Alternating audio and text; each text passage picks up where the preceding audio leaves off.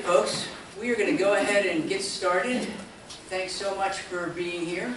Glad you could make it out. I hope you're all here to talk about Social Security. This is our Social Security discussion, and I want to welcome you. So this is not a cooking presentation? No cooking tonight. Were you hungry? I'll try my best to get you out of here before 9 o'clock when all the restaurants are Before 9. No, but let me start by asking you a question regarding Social Security. Are you aware that there's over 150 ways that you can take Social Security? And the difference between the number one optimized way and the second best way can mean more than $150,000 in lifetime benefit. So you need to make sure that you get it right.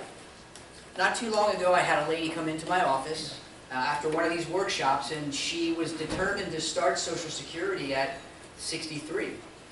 And we took her Social Security information, and we looked at her other sources of income, and we plugged it into our proprietary software that we use, and discovered that by waiting just a few years to full retirement age, that she could increase her lifetime projected benefit by close to $100,000.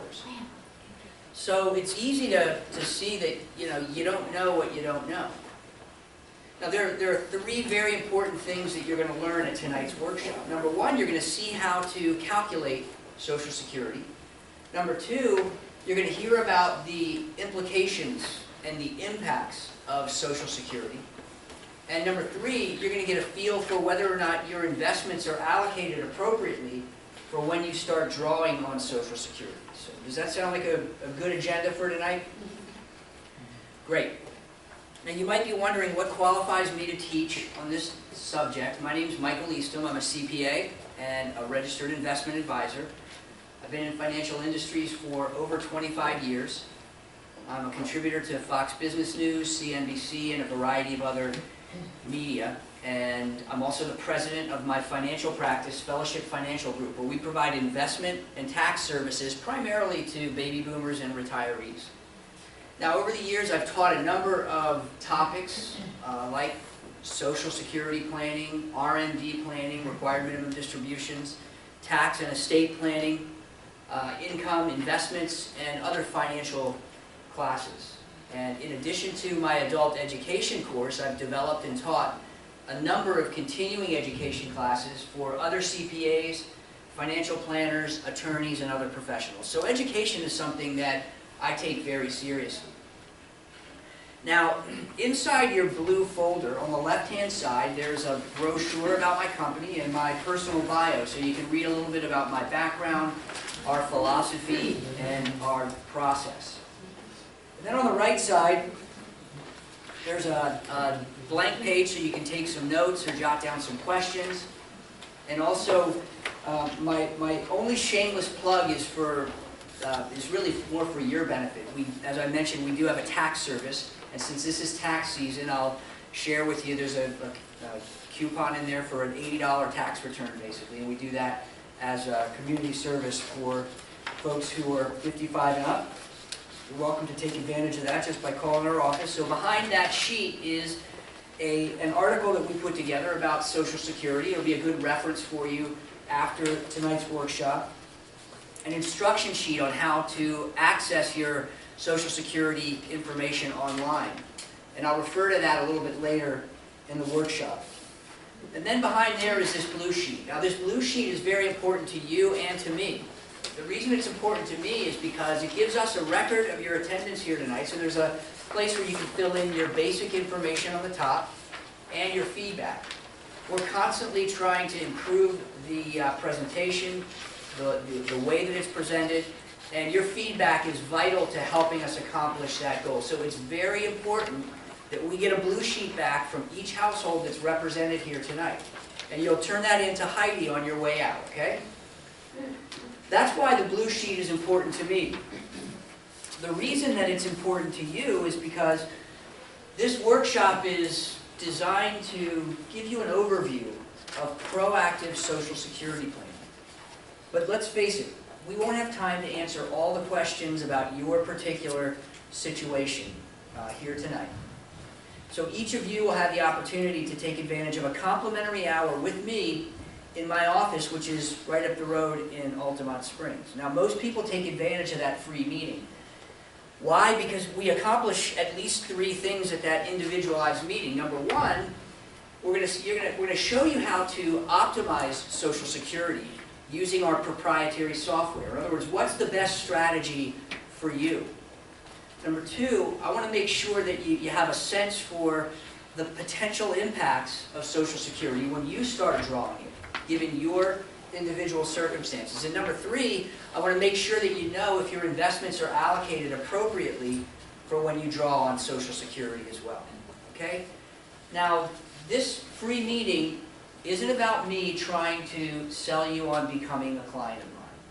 Okay? If you find this information helpful tonight and you believe it makes sense for us to meet, it truly is your hour, your agenda to pick my brain and see how this textbook information that we're going to talk about tonight can apply to you and help you make better decisions. That's my commitment to you.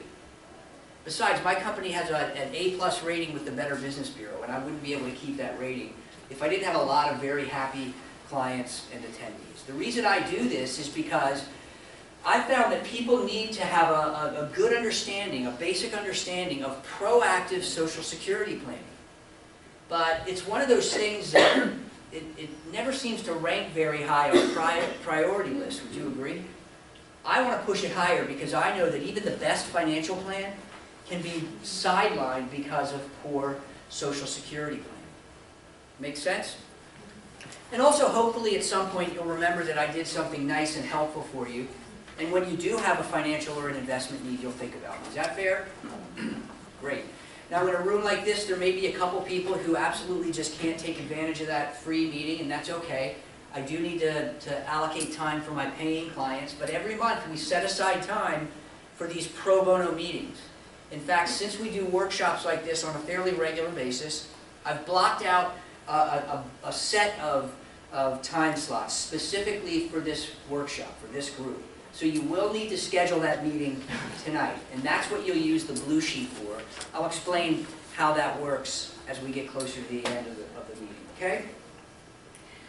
Now, let's go ahead and jump into Social Security.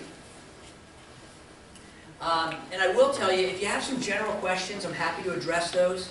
But if they get too detailed, or if I'm going to answer it a little bit later in the workshop, I'll probably just push it off, okay? Just down for a few slides or wherever it is, okay? But I don't want you to be inhibited from asking some general questions. But what do baby boomers need to know about Social Security? There are a number of questions that we've discovered are some common questions that people ask regarding Social Security. Will Social Security be there for me? How many people wonder whether or not Social Security is going to be around? We hear that quite a bit, yeah. How much can I expect to receive? It's a good question. When should I apply for Social Security? It used to be that folks would turn 65, they'd go down to the Social Security office, fill out the paperwork, and just wait for the checks to start rolling in.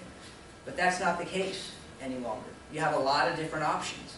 Not only when to apply, but also how to maximize your benefits. There are different ways that you can maximize your benefits. And then, will Social Security be enough to live on in retirement? How many people believe Social Security is going to be enough to live on in retirement? Probably not, right? It was never designed to be the primary source for retirement, but only one component of it. So before we answer all these questions, I think it's very important for you to understand the value of Social Security, because it's very easy to underestimate the value that it does play. So with Social Security, one of the primary benefits is that you can get an income that you can never outlive. It's like a pension. So in this particular case, you have to think about, well, how long might I live? And none of us know the answer to that question, right? But you have to take that into consideration when you're asking yourself, when should I start drawing on Social Security? One of the biggest concerns that baby boomers have that come into my office is, am I going to outlive my money?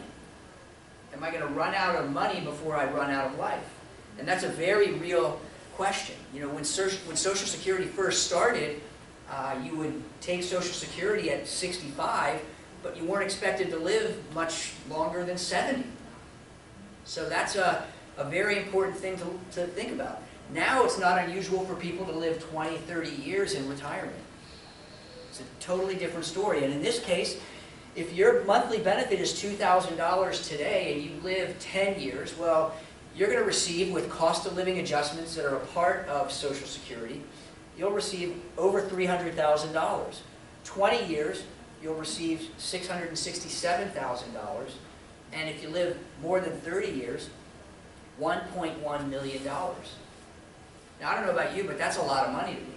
$1.1 million is something that I could use. So don't minimize the value. Another thing that's important, I just kind of glossed over, is that with Social Security, you have a cost of living adjustment. And that changes every year. Sometimes, yes, it's zero, but normally there's a little bit of an adjustment. So if your original benefit is $2,000, then 10 years from now, it'll be $2,600 a month. Or 10 years. 20 years from now, it's $3,400, and 30 years from now, $4,400. So again, not something that is insignificant in the grand scheme of things. But it is only one component of the retirement question. So will Social Security be there for me? Let's start by answering that question. It's important to understand when Social Security was first designed, it was designed to be a pay-as-you-go system. In other words, people would pay money in, other people would take the money out. And in addition to that, when Social Security first started, there were 40 people paying in for every one person that was drawing out. How many people do you think today are paying in for every person that's taking out? Anyone care to take a guess? 10? Not enough? 3 people. So that number's come down from 40 down to 3. And within the next 20 years, it's likely expected that or projected that it'll drop down to 2 people. So that has an impact on the Social Security Trust Fund. But here's what the fund actually looks like today. These are the results from the Social Security Administration. December 31st, 2014, the trust fund had $2.8 trillion in it. The results for 2015, the total income was $920 billion, which is basically taxes. So you know that money that comes out of your paycheck. The expenditures were $897 billion, so there's still an increase in the trust fund of $23 billion. So it ended at $2.81 trillion.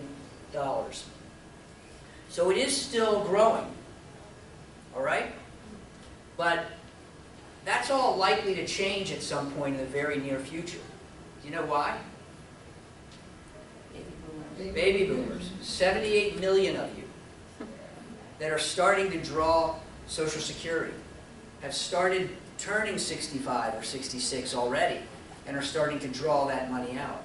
In fact, the projections are like this. You can see the blue line is a schedule of benefits over time. The Social Security Administration projects that if no legislative changes are made to the Social Security program, then by 2034, then the trust fund will only have enough money in it to pay 70% of the required benefit. Okay? So that's a significant drop. Now, what does that really mean? Couple things. You have to ask yourself, well, what are the options that are available to modify or change Social Security? It looks kind of like this. Increasing maximum earnings. You may not know, you may or may not know that there's a ceiling on the amount of income that you make that actually contributes to Social Security. Currently it's $118,500 in 2016. So they can continue to raise that ceiling up, so more and more income is paying into Social Security. Another option is to raise the normal retirement age. Currently it's 66, but it actually goes up to 67, depending on when your when your date of birth is, what year, and they can push that back as well. It used to be 65. Okay, that's another option. A third option is lower benefits for future retirees, and I want to focus in on that term future. Typically, when there are major sweeping overhauls to major legislation, major code, they don't retroactively adjust them. So it's typically going to affect people who are going to draw on Social Security in later years. And I would suggest that it's probably folks who were born after 1960 that are going to be more affected by those changes. Yes? The government is having so many debts. What Yeah. can we just add on to that for taking care of our Social Security recipients? Wouldn't we just add on to the debts, the existing $19 trillion worth of debt that the federal government has, by printing more money? Who knows? I mean, they have the printing presses. So can they? There are definitely negative implications of continuing to print more money. And at some point, it's going to come home to roost. So we have to deal with that issue. My hope is that there are other ways of solving that problem. But my point is that future retirees, for the most part, is something that needs to be thought about. Maybe your kids are the ones that are going to be affected by it. Reduced cost of living adjustments. The cost of living adjustment to me is more like a shell game. Because typically they'll raise the cost of living adjustment, so you'll say, yippee, I get a little bit of a bigger paycheck, and then you get your Medicare deduction that increased by the same amount. Okay? So you put it in one pocket and you take it out of the other one and hand it back to Uncle Sam. So to me, that's not a real solid consideration, at least not in today's environment. So what's the bottom line here? The bottom line is for baby boomers, folks who are in that realm of the 78 million baby boomers, it's not likely to affect your retirement. I just kind of hinted to that. So I think you can rest assured that it's going to be there for you. What years are considered baby boomers? Baby boomers are folks who were born typically before 1960, or 1960 and before. Okay? And that's kind of a shadowy line. If you're born after that time, then you're the next, whatever they call the next generation. All right? Next, how much can I expect to receive? Well, your benefit depends on a couple of things. It depends on how long you worked, how much money you earned during that time period, and the age that you actually apply for the benefit. As I mentioned before, you don't have to wait until you're 66 to start drawing on Social Security. You can start drawing it at 62. And here's the way that it calculates.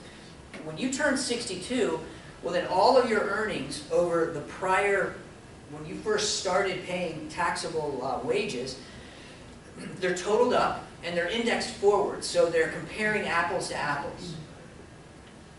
And then the highest 35 years of earnings are averaged into what's called your AIME, Average Index Monthly Earnings. Now, this is the federal government, so you're going to see a lot of acronyms. There are really a couple of them that I'll try to focus on, and I'll point those out to you. AIME just goes into the calculation. It's what is your averaged indexed monthly earnings. That the AIME is divided at 3 different bend points, which I'll go over in just a second, to calculate what's called your PIA.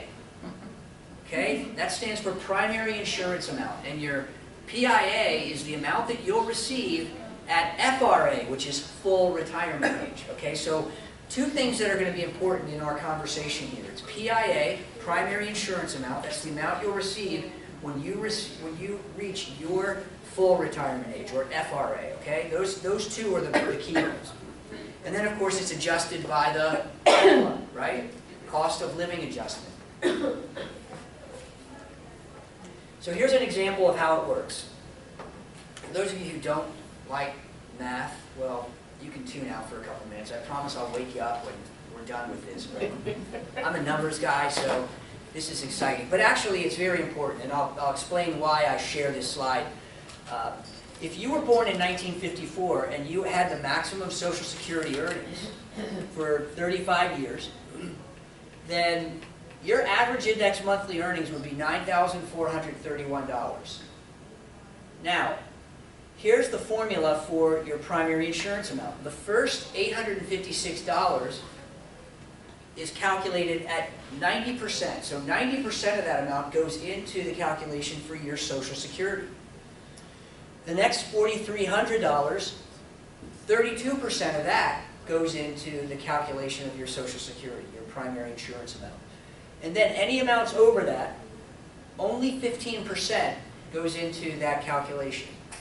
So you can see that if you were this particular example, then your primary insurance amount at full retirement age would be $27.87 per month. That'd be the maximum that you could earn at full retirement age. Now, why is this important?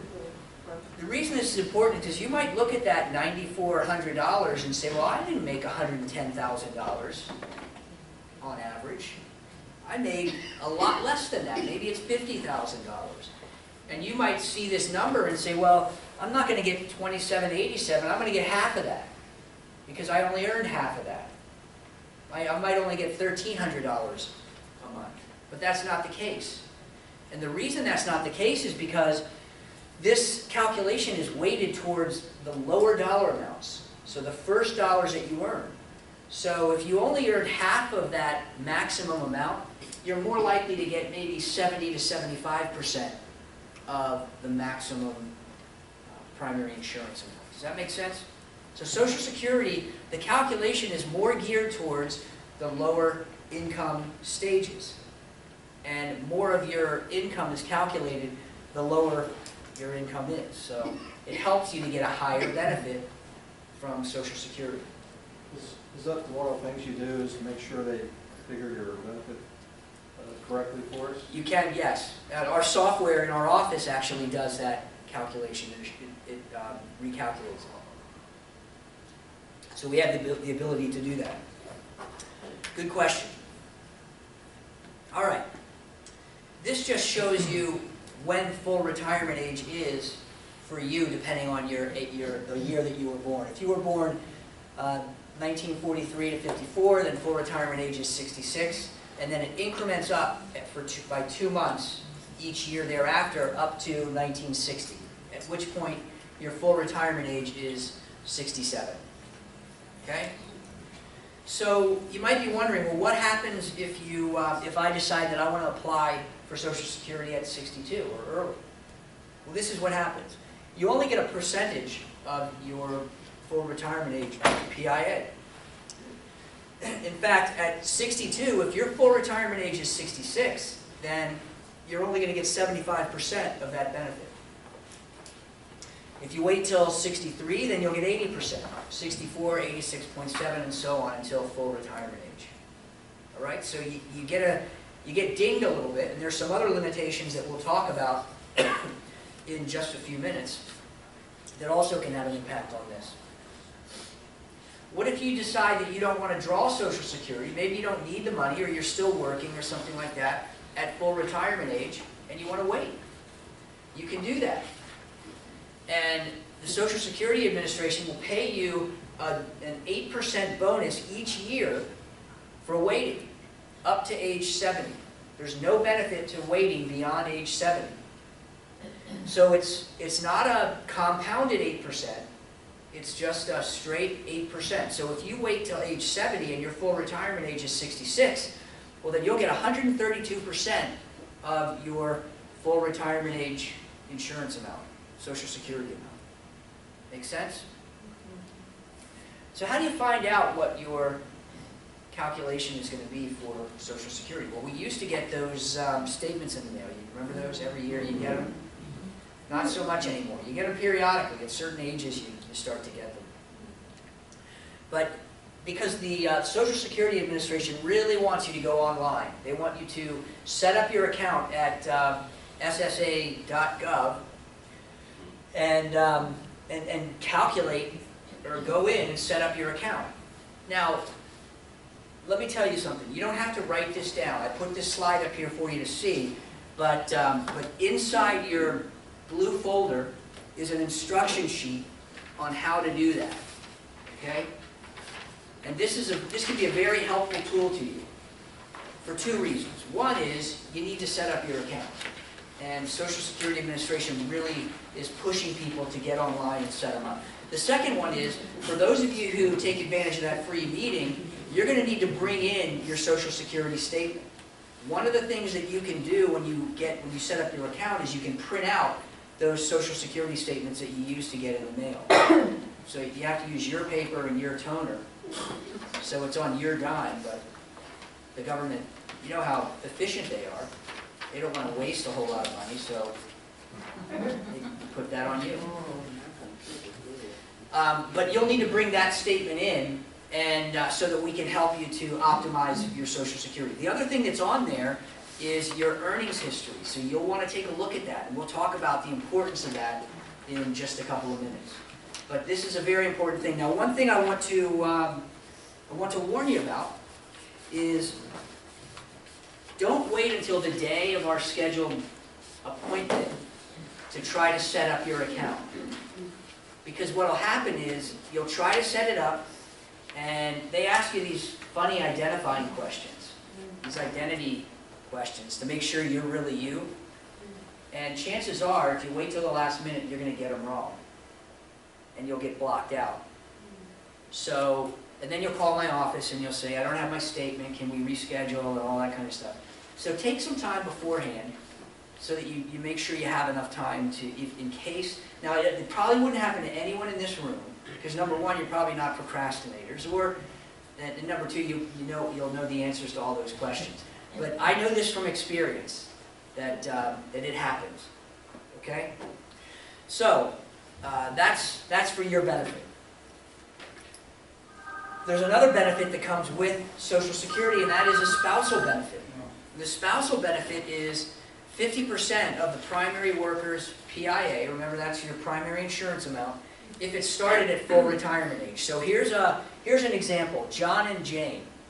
John's PIA is $2,000, Jane's PIA is $800.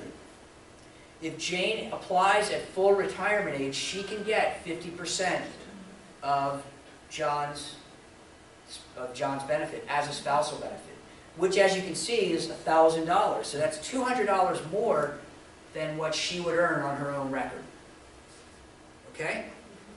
Now, there are some rules for the spousal benefit. Number one, the primary worker must have filed for benefits. Number two is the spouse must be at least 62 for a reduced benefit, or at 66, it's the full 50%. And there are no delayed credits on the spousal benefit, so you don't get that 8% that I was talking about a few minutes ago. So the spousal benefit is one additional benefit for Social Security. Another one is that a lot of people don't know about is the divorced spouse benefit. And the divorced spouse benefit is the same as the spousal benefit. In other words, 50% of the spousal benefit if you were married for at least 10 years. The person that, if you're receiving a spousal benefit, you can't be married. Okay? So if you get remarried, then you lose that divorced spouse benefit. So if you're going to get remarried, then you might want to make sure that you marry up in terms of income. Keep that in mind. The ex-spouse must be at least 62 years old, and if the divorce was more than 2 years ago, the ex-spouse doesn't need to have filed for benefits. There are a couple of other rules related to the spousal benefits. Yeah? Yeah, let's say you go to the 70 and you're collecting $2,000 a month. Then 2 or 3 years later, your wife reaches 66. She'll start getting $1,000 a month? She can apply for a spousal benefit, yes. And you'll keep getting your $2,000. Yes. Total of $3,000. That's correct. Yes. Did everyone hear that? Okay, yes. Yes, ma'am. Suppose the ex-spouse has remarried. Would I be eligible, or will somebody be eligible for benefits?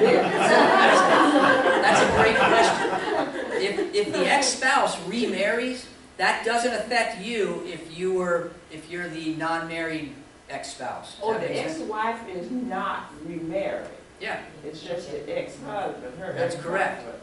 Yeah, if you were married and your ex-spouse remarries, but you don't, you are still eligible for that divorced spouse benefit.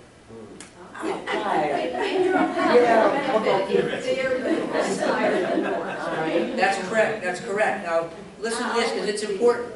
You'll only get that benefit if that benefit is higher than what yours would be. Yeah. And you get the difference, right? Yeah, you get the difference, but Okay, you don't get on top. no, that's correct. It's not on top of your existing benefit, it's just, it's one or the other. It'd be nice if you could get both. I know. It'd be nice. Okay? There are a couple more rules for a divorced spouse that you need to know about. More than one ex-spouse can receive benefits on the same worker's record. Are you serious? Yes, ma'am. I'm very serious. So theoretically, I could have 3 ex-wives collecting benefits on my record. It still wouldn't affect my record. But keep in mind that only if it's higher than what yours would be. Right. And you can't remarry. That's why you got to make sure you marry up. If you get Each one would have been a marriage of 10 years. 10 years, that's correct. Each one of the marriages must last 10 years for the divorced spouse benefit. Here's the answer to one of the questions. Benefits paid to one ex-spouse don't affect those paid to the worker, so it doesn't affect the other spouse, the current spouse or any other ex-spouses. But if you remarry, then the ex-spouse, the divorced spouse, goes away. The next one is a survivor benefit. So this is another base benefit that goes along with Social Security. And the survivor benefit is going to depend on a couple of different things.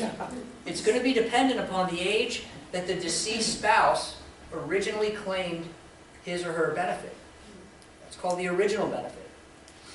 If he claimed before full retirement age, the survivor benefit will be limited to the higher of the deceased spouse benefit, or 82% of his PIA.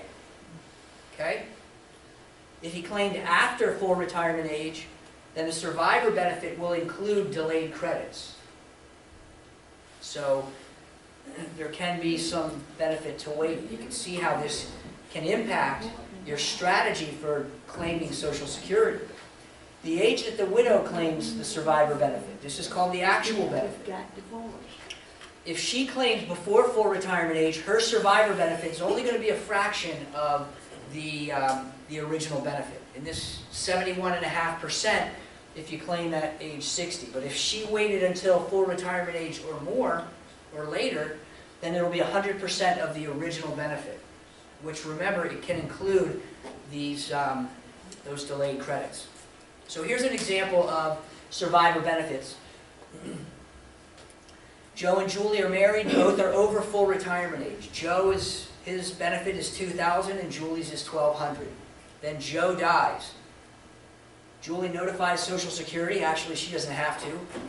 It usually will happen, they'll be notified. And her $1,200 benefit is replaced with the higher benefit, the $2,000. Now here's an example of a survivor benefit when Joe started claiming before full retirement age. Joe and Julie, his benefit is $2,000, but he started Social Security at 62. So his benefit was already reduced, so it was $1,500 because it's 75% of the primary insurance amount. Then Joe dies. Julie's survivor benefit is going to depend on when she actually claims that benefit. So if she claims her survivor benefit at 66 or later, which is full retirement age, then her benefit is going to be 82.5% of Joe's PIA, the $2,000.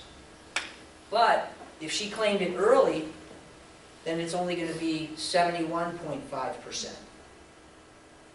All right? I do the 82.5%. I knew someone was going to ask me that. Where did the 82.5% or the 71.5%? I don't know. Some smart guy sitting in the ivory tower in Washington, D.C., I guess. The actuaries, they've come up with these numbers. I don't influence them at all, unfortunately. So based on that, it doesn't really matter when that Joe filed early. It depends on when Julie is. In this case, that's correct. Or if Yeah. Julie was age 55. If she was, well, you can only claim it early, before age 60 if there was disability involved. So 60, not 62. Correct.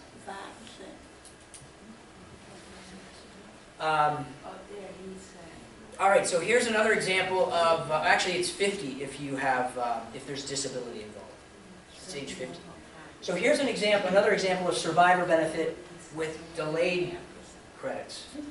Joe and Julie, same couple, $2,000. Joe files for Social Security at 70. So his PIA is now 2640 because it's 132%. Remember? Then Joe dies. Julie's survivor benefit is going to be equal to his 2640 if she starts at full retirement age. If she starts it early, then it's only going to be a fraction of the $2,640. So it can be based on the PIA with delayed credits. So again, this is why it's so important to understand that, that thinking about longevity in your family, thinking about other sources of income can have a direct impact on when you actually start Social Security. It's not just a matter of putting your thumb up in the air and saying, wow, Social Security is going to pay me this much today, so why don't I just start? It's a lot more complicated than that. And that's one of the reasons why people come in to see us for that free hour, because our software that we utilize can help to optimize Social Security and help you to figure out what's the best way for you to make the most out of Social Security. And one other thing, it's not a finite amount, right? They'll pay as long as you live. Great point. It's not a finite amount. Well, it is ultimately a finite amount, but they will pay it for as long as you live. Okay? And I don't know about you, but there aren't that many types of investments that will guarantee to pay you for the rest of your life. There's only a few things. You've got Social Security, you've got annuities, which is, you know, Social Security and annuities are, and pensions. So they're all really 3 types of pensions. So you have to think about those things. What are some rules for survivor benefits? The couple must have been married at least 9 months at date of death, except in the case of accident. So you newlyweds, don't get any ideas. My CPA humor, it just doesn't catch on all at once. Sorry. The survivor must be at least 60 for the reduced benefit, or 50 if disabled, or full retirement age for the full benefit. Survivor benefit is not available if the widow remarries before age 60, unless the marriage ends, in which case you would potentially qualify for that divorced spouse benefit. All right? Yes? Who establishes the disability? What's that? Who establishes or determines the disability? Who establishes disability? It's the Social Security Administration, but it's just another bucket of the Social Security Administration. Same group, just a different pool of money. All right, question number 3. When should I apply for Social Security? Again, this depends on a number of different factors. It didn't used to be a question that you thought about. You just turned 65, filled out the paperwork, and waited for the checks to roll in. But now it really depends on a number of things. What is your health status? What's your life expectancy?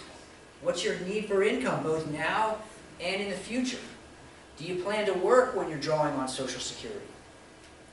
And survivor needs. We just talked about the importance of understanding the role that a survivor benefit can play on your overall income plan, your overall retirement plan. So all of these things, you can't take any one in a vacuum and just say, now I'm going to start Social Security.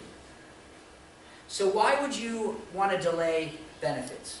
One of the reasons you'd want to delay benefits is because you get bigger checks to start with. If you had the maximum PIA and you decided to start Social Security when you were 62, well, instead of $2,787, then you'd only get $2,091. And you can see that if you had waited till age 70, then it would be $3,620, or $3,680. And the benefit with cost of living adjustments added on is even more dramatic. So the difference there, $2,091 versus $4,554. It's dramatic. You get more income down the road. Remember the cost of living adjustments. If you started claiming at 62, then your benefit would be at age 70, it'd be $2,588 if you started claiming early. But if you waited, but that benefit at age 100, if you live to 30 years in retirement, which in this environment is not unusual, your benefit would be $57.55. If you started Social Security at 70 and you live to age 100, well then your monthly benefit is $10,128. Yeah. But yeah, the benefit is higher, but you're gonna collect for less amount of time, Mm-hmm. because you're not gonna live forever, right? That's correct. The benefit's higher as you wait, but you're not. But you may not. You collect it for a less amount of time, and that's a very good point. So that's why it's so important to plan strategically. Like I said, none of us know when we're going to die, but the more life expectancy that you have in your family, the more likely that it will benefit you to wait. Make sense? And again, those are some of the things that our software will help to evaluate for you. All right, next. When do I apply? Some key points to remember when about applying for Social Security. If you apply early, remember your benefit stays lower, it starts lower, and it stays lower. Cost of living adjustments magnify that difference year after year after year. You saw that in the last slide. We talked about the dollar amount. And the decision that you make does impact your spousal survivor benefits. So delaying starting Social Security can provide higher income for your spouse down the road. All right, baby boomer question number 4. How do I maximize benefits? This is another one of those questions that comes up. And this is another reason why you want to get online and check your account. Because one of the things that you can do is make sure that your earnings record is correct, it's accurate. The Social Security Administration has all of your earnings that were reported to the IRS that you can look at. Now, it's unlikely that everyone in this room has tax returns going back 30, 35 years, but you can look at those years and see if it makes sense to you. If you see some zeros, and you know that you didn't have any zeros in your working career, well, you might want to check that out. And I will tell you that there are 2 very specific areas that or types of people that we talk to who have a higher likelihood of having errors on their earnings record with Social Security. One would be people who are self-employed, right? Because we're doing competing things. If you're self-employed, you're trying to minimize your taxable income, right? What happens when you minimize your taxable income? Well, then you don't show income for Social Security, and so you're not paying in to the system. So that's one area. Another area is if you've ever amended your tax return. We've seen a higher probability of errors in Social Security because you've amended your return. So something to think about there. Can I improve my earnings, my Social Security PIA, by working longer? Again, has to do with how much income are you making now, when do you want to retire, and what type of impact that might have on your Social Security. For some people, it can make sense to work a little bit longer. Strategy number 2 for maximizing benefits. Apply at the optimum time. Your income needs now, you have to consider this. In the future, your life expectancy, your spouse's life expectancy. Again, our software helps to at least formulate an idea of what might be the best plan for you. Okay, and we run that calculation and give you a report when you come into our office based on that software. Another thing that you need to be aware of, and that does have an impact on when you start Social Security, has to do with something called the annual earnings test. And this only applies if you decide I'm going to start drawing Social Security before I reach full retirement age. And the annual earnings test is that if you earn more than $15,720 in 2016, then Social Security is going to make you pay back $1 for every $2 over that amount, over that threshold that you earn. So you have to be aware of that. People hear that and they think, well, I'm getting robbed. And the reality is, no, you're not. Because here's what happens. Yes, they make you pay that money back, but until you turn full retirement age. At full retirement age, then they recalculate your monthly amount, and it goes up. So ultimately, you do get that money back, but if you decide you want to take it earlier, you do have to be aware of that ceiling. Because I've seen situations where people weren't aware of it, and they had to write a check to the Social Security, or actually basically the IRS for $5,000 or $15,000 because they weren't aware of this. It can be very expensive. And if you've already spent it, that's not a pretty conversation that I have to have. Yes? So that's in addition to like the 75% less that you're going to get in your income? Yeah, that's right. Wow. Yeah. If you earn more than the threshold, then yes. So another strategy is coordinating spousal benefits. There are a couple of strategies that exist out there for a short period of time. I'm not sure if you heard this, but in November, the Congress changed the rules a little bit, and they closed some loopholes.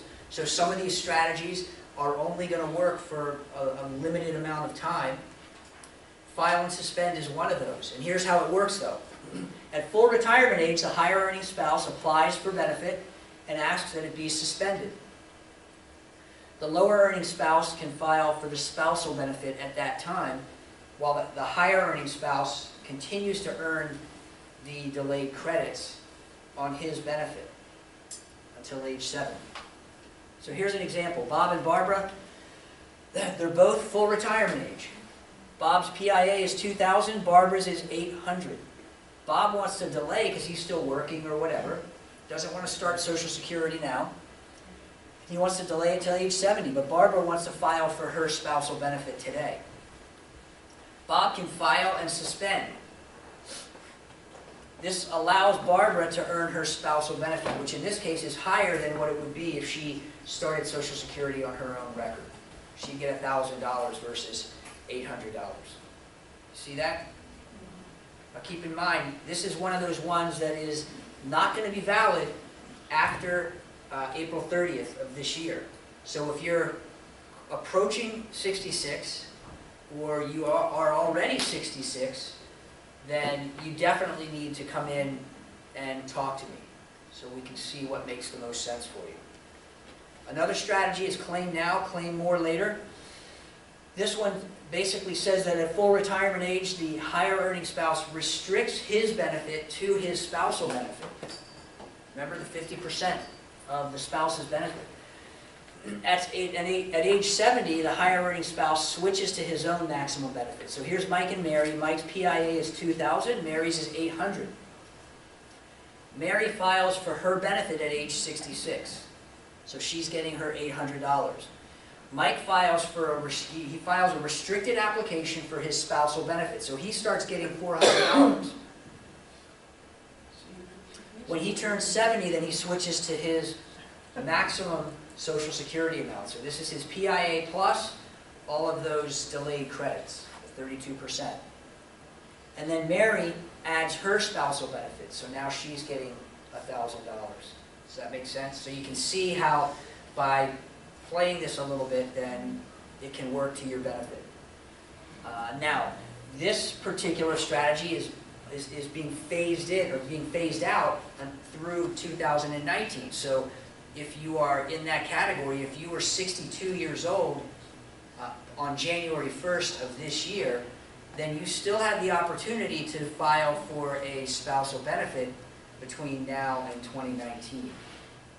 So there's a little bit of time left on that one. All right? Next, maximizing taxation on Social Security. A lot of folks don't even realize that Social Security is taxable. It didn't used to be, but now it is. And there are actually two thresholds of taxable Social Security. The first one is 50%, the second one is 85%. And what this looks like is the IRS has established what's called a provisional income. And they use that threshold to determine how much, if any, of your Social Security is taxable.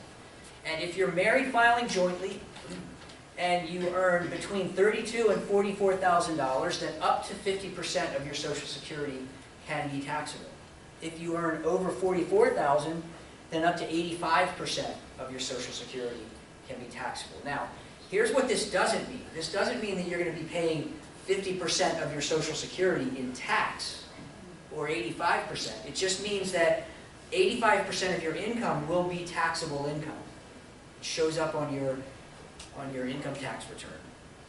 And that provisional income is determined by using your adjusted gross income, which is on page 1 of your 1040 form. You add back 50% of Social Security, and you add back any non-taxable interest. That gives you your provisional income. And then you determine whether or not you have taxable Social Security. All right? One question. Yes? Provisional income is income before the Social Security benefits or including the Social Security benefits? It includes 50% of your Social Security benefits. So you take your adjusted gross income, you add back 50% of your Social Security benefits, and you add back any non-taxable interest, like municipal bond interest or something. And that's your adjusted gross income? And that's your provisional income. Okay? If that provisional income is under $25,000, then your Social Security will not be taxable. If you're single here, if it's $25,000 to $34,000, then up to 50% is taxable. If it's over $34,000, then up to 85%. Okay, so what are some ways that you can minimize tax on Social Security benefits? Well, you can reduce your other income with tax-advantaged investments, but not municipal bonds, because remember, municipal bonds pay tax-free interest. But tax-free interest is added back to your provisional income. So it can negatively affect you from a Social Security standpoint. Another one is anticipate IRA required minimum distributions. Now, that's what RMD stands for. I teach a full class on RMDs.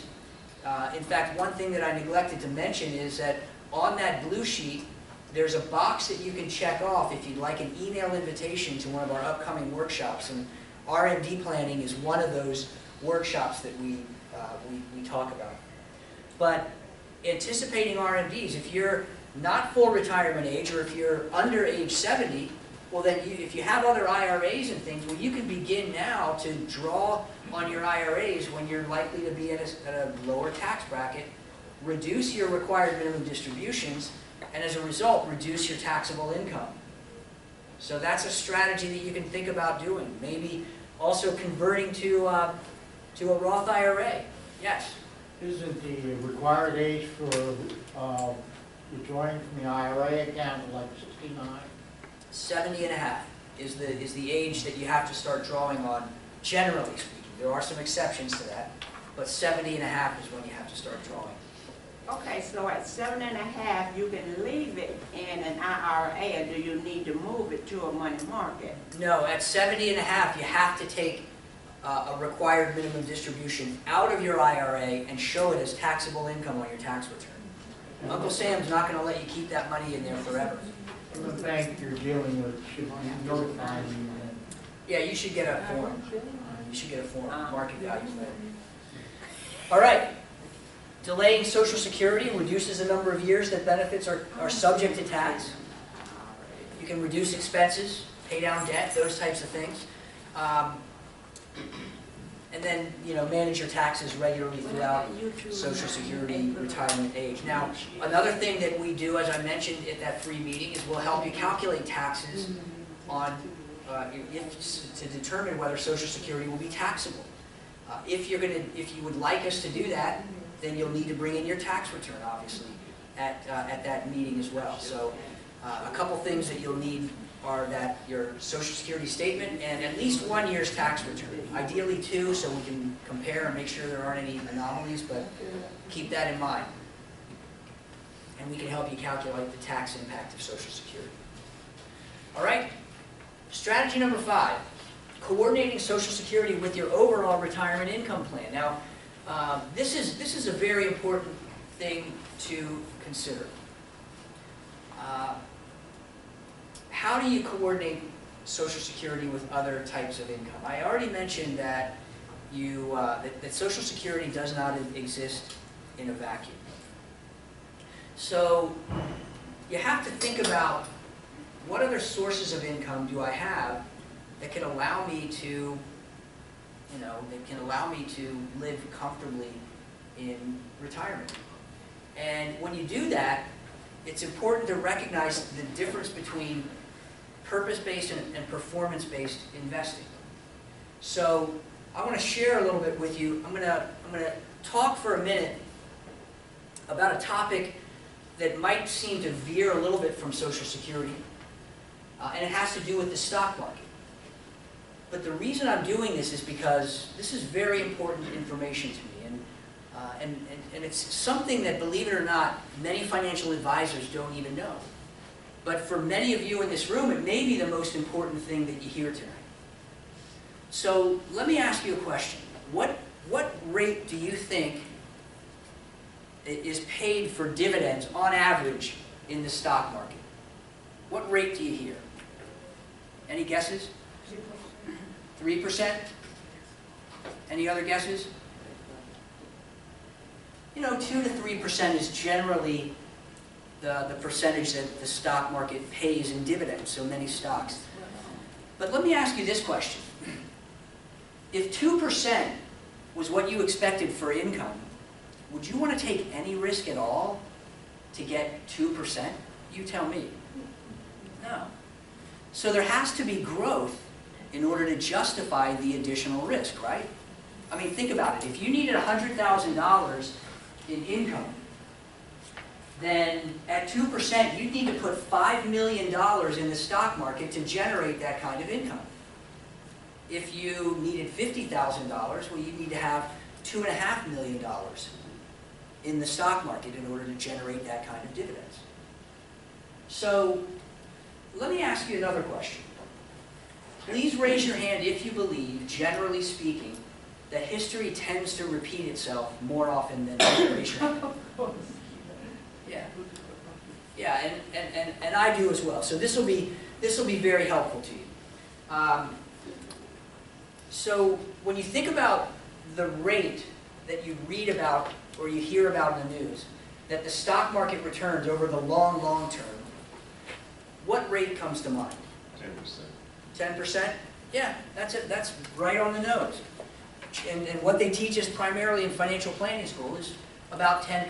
But there's a problem with that 10%. That 10% is kind of a mixed bag. That 10% is actually a total return. And it's made up of a couple of different things. 7 to 8% is growth, and 2 to 3% is dividends. We talked about it, right? But what if that 7 to 8% came in clumps? In other words, what if there were long periods of time where the market returned 0 growth, and long periods of time where the market returned 12%, double-digit growth? If that were true, would that be some information that you would want to know about? You think? Well, as it turns out, it is true. And if I painted the picture a little bit differently, maybe it would help you to understand a little bit better. What if I told you that between my wife and I, we run an average of 10 miles per week? You're going to get a picture in your mind, right? You're out there in the rain and in the sun, just consistent. But what if I added a little bit of information? I said, well, actually, my wife runs 20 miles a week, and I don't run at all. But the average is 10, right? That's how I came up with my 10 miles average. Have I lied to you? I've kind of told you the truth, but have I told you the whole truth? No, I really haven't told you the whole truth. And when you know the whole truth, it changes the picture dramatically, does it not? And that's what happens here in the stock market. In fact, economists will tell you that these long periods of time of zero growth are called bear markets, secular bear markets. And the growth periods are called bull markets. And if you look at these time periods, if you go back to the last century, then what you'll find is from 1899 to 1921 was a 22-year period of time where there were lots of peaks and valleys, ups and downs. But the systematic investor, the buy and hold investor that hung in there for 22 years got zero growth. Okay? Then 1921 to 29 was a bull market. And we all remember from our history books what happened in 1929 in the stock market, right? 1929 to 1954 was a 25-year period of time where, again, lots of peaks and valleys, but they all negated themselves. So if you were the buy and hold investor and you held on for 25 years, you were rewarded with zero growth. And then we had a bull market 1954 to 66. 1966 to 1982 was the shortest bear market, just under 17 years. And then 1982 to the year 2000 was the greatest bull market in U.S. history. It was a time where people would say, if you can't get me 12 to 15%, I'm not interested. And then in 2000, you probably remember something called the tech bubble, right? Market dove back into the current bear market. So the $64,000 question is, well, where do we go from here? But if you look at what happened over the last 15 years, then the market's done this. It dropped by 50%. It recovered. Dropped by 60% and recovered. Here's 2000. Here's 2003. Here's 07. Here's 09.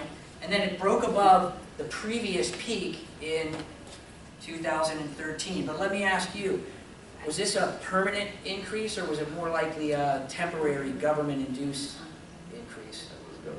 Yeah, government-induced. I agree with you there. So this is 2013. So if you look at these bear markets, how long on average do you think the bear markets last? Just a guess. Number of years. About 20 years, right. And about 15 years for the bull markets. In fact, if you go back to the 1800s, what you find is more of the same. These cycles tend to be somewhat cyclical. They tend to be somewhat predictable and repeatable. 20-year bear markets and 15-year bull markets. So when you look at the current, what's happened in the current market, is it possible that this could be the first time in almost 200 years of stock market history that we break out of a bear market in just 13 years? Is it possible?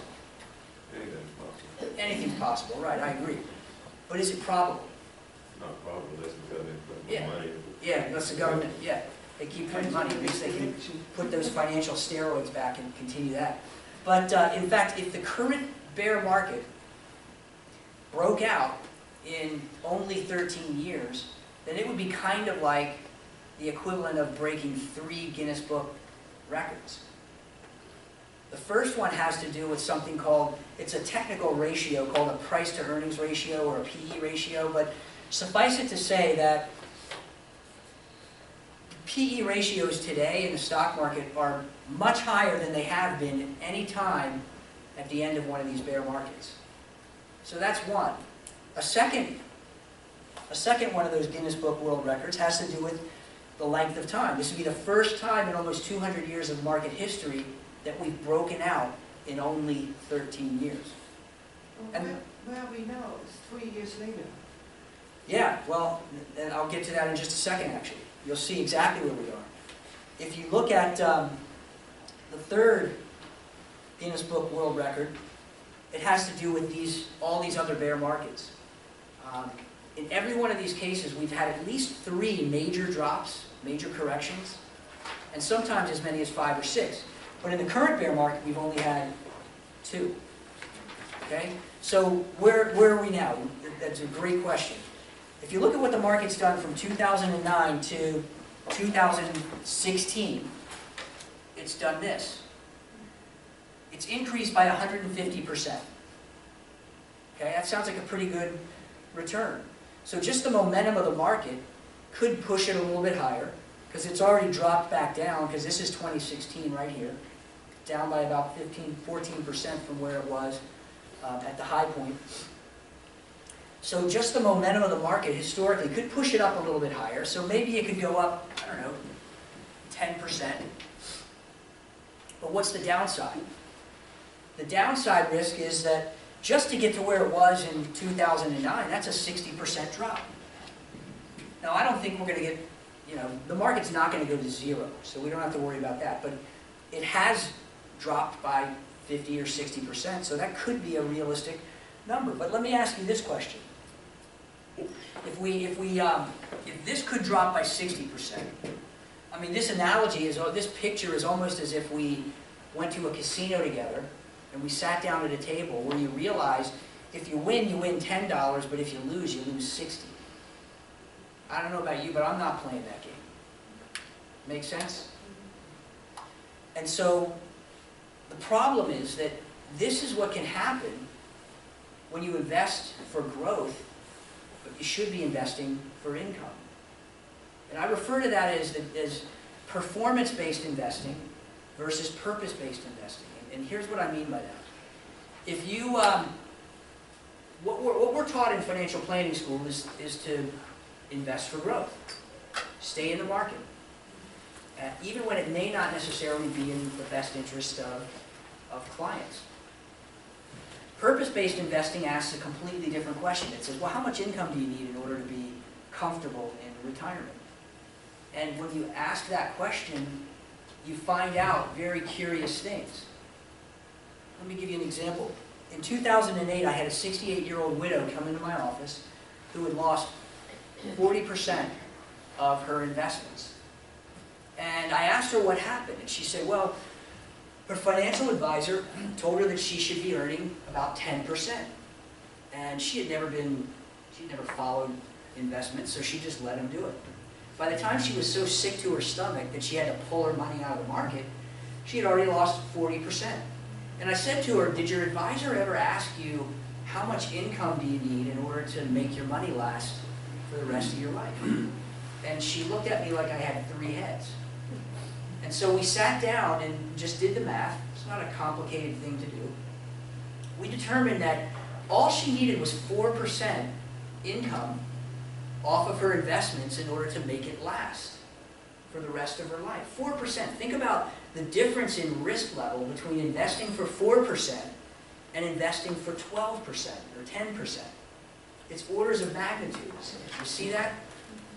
And so that's what I mean, the difference between investing for performance versus investing for purpose. Most of the time what we find is that folks that are getting close to retirement, folks that are starting to think about Social Security and required minimum distributions and all of the things the questions that you came here to get answered, generally are better served by shifting their philosophy or their strategy from a growth-based strategy to an income-based strategy. And as it turns out, there are 8 or 9 different investment choices that exist out there. There's a whole, I call it the universe of income-generating investments that are designed to be, number one, less risky than traditional mutual funds and common stocks. But number two, they are generally considered to be less risky, but they also pay income. So they pay more dividends and interest and things that you're looking to use to live on in retirement. And see, the thing that I find a lot of times is that a lot of times people that are in retirement or are moving towards retirement, their investment or their personal goals really are in conflict with their investment strategies. And so this happens because people don't know what they don't know. And that's why this is so important to me. And I believe it's something that is very important to everyone in this room. Because think about this.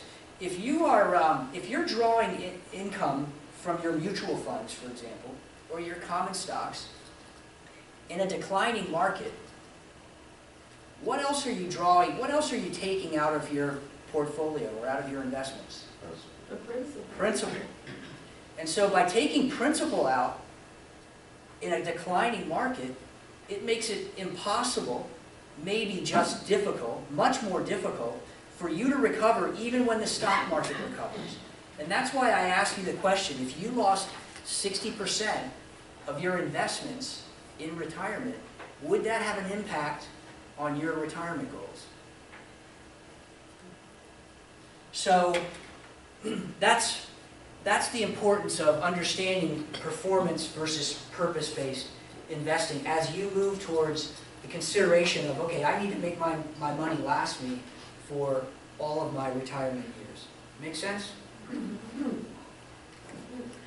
Great. Next, what can the Social Security Administration do and what can they not do?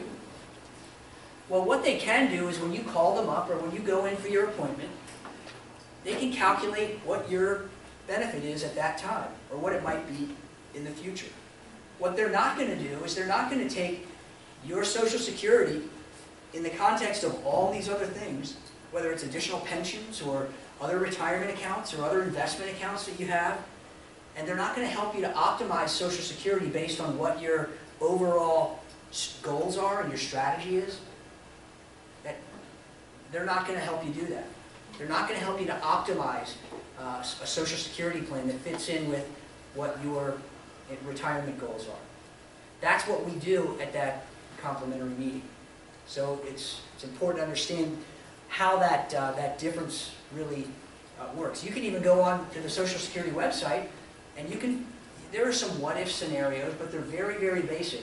None of them take into consideration other types of income sources or tax effect of Social Security on your retirement. Okay?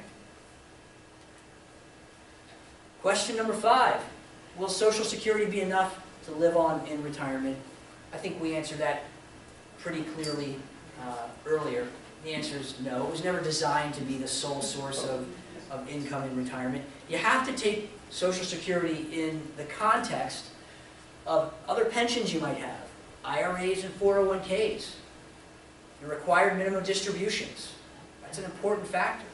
The earlier you start thinking about RMDs, the more time you have to help your tax situation down the road. Okay? And we can help you think that through. Your current investment portfolio. Are you invested for performance or are you invested for purpose? And then, do you plan to work in retirement or when you're drawing on Social Security? I talk to a lot of folks. I have a lot of clients that are continuing to work, but they're still drawing Social Security. It's not a bad thing. It's a personal decision that each one of you can make based on being informed and having all of the information available to you. All right, so these are some of the questions that we can help you with. As I mentioned, when do I apply for Social Security? What if I want to keep working? What if I've already applied? In the first 12 months, you can actually reverse your decision. I call it the Social Security mulligan for those golfers in the room. How much is my benefit going to be? What about coordinating spousal benefit? What's the best long-term strategy for my situation, and what do I do next? All of these questions are much too important for guesswork, and so I want to help you to understand what the best strategy is for you, and that's one of the biggest reasons why we offer that complimentary meeting. So if you'll take a minute and pull out that blue sheet again. On the bottom of that blue sheet is my schedule for, actually it skips next week because I have some travel time, but it begins on March 14th, so make a note of that. The next couple of weeks are actually already booked, and I've got a couple of days I'm out of the office. But I would encourage you to go ahead and put in there your first, second, and third choice of when you'd like to meet to go over these Social Security strategies. put 1, 2, and 3. And what'll happen is, when you give that blue sheet to Heidi, then tomorrow Heidi's gonna give you a call and confirm and make sure that time works for you. We'll have to coordinate with all the other folks that want an appointment. But if you get home, for those of you who don't have your calendar, and yet you want to take advantage of the meeting, go ahead and fill that out. Do the same thing. Put 1, 2, and 3. When you get home, you check your calendar. When Heidi calls you tomorrow, then you can rearrange that day. But I want to encourage you to go ahead and do that. Now, you might notice that I only schedule these pro bono meetings during normal business hours. So if you're still working, you'll need to go in a little bit later, or maybe leave a little bit early so that we can meet and help you out with that meeting.